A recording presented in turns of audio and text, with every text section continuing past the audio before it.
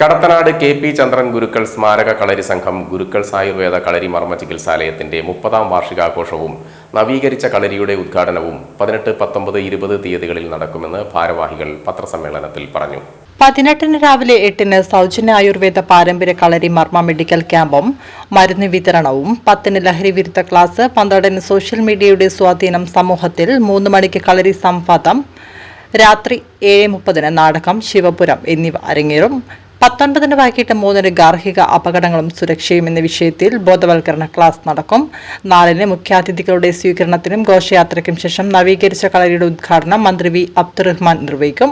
മുതിർന്ന കളരി ഗുരുക്കന്മാരെ K. Rama MLA ആദരിക്കും. നഗരസഭാ ചെയർപേഴ്സൺ KP ബിന്ദു മുഖ്യ അതിഥിയാക്കും. കളരി ജീവനക്കാരും വിദ്യാർത്ഥികളും അവതരിപ്പിക്കുന്ന കലാപരിപാടികൾ, കളരിപ്പയറ്റ്, ഗാനമേള, തിരുവാതിരക്കളി തുടങ്ങിയവയും നടക്കും. 20 കച്ചകെട്ട് മഹോത്സവം ഉണ്ടാക്കും. കെ.പി. ചന്ദ്രൻ ഗുരുക്കൾ സ്മാരക കളരി സംഘം 30 വർഷമായി പുതുപ്പണം വെളുത്തമല പ്രദേശത്ത് വളരെ ഗംഭീരമായ രീതിയിൽ പ്രവർത്തിച്ചു വരുന്ന കളരി സംഘമാണ്.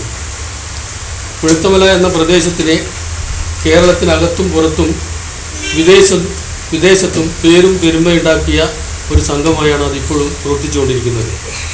മുഹമ്മദ് ഗുരുക്കൾ ഈ കളരിയെ ഒരു ജീവവായുവായി കണക്കാക്കിക്കൊണ്ടാണ് മുന്നോട്ട് പോയിക്കൊണ്ടിരിക്കുന്നത്. അദ്ദേഹത്തിൻ്റെ ഔദ്യോഗിക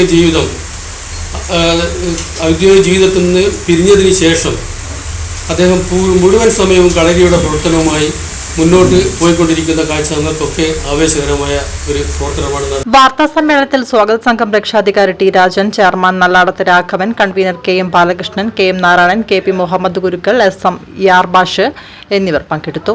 കളരി എന്ന് പറയുമ്പം ഇപ്പോഴത്തെ പഴയ കാലഘട്ടത്തിൽ നിന്ന് ചെറിയൊരു വ്യതിയാനം വരുത്തിക്കൊണ്ട് ഓടുമേഞ്ഞ് ചുറ്റിലും ആൾക്കാർക്ക് ഇരുന്ന് പ്രദർശനം കാണാവുന്ന തരത്തിലുള്ള ഒരു വലിയ കളരിയാണ് നിർമ്മിച്ചിരിക്കുന്നത്.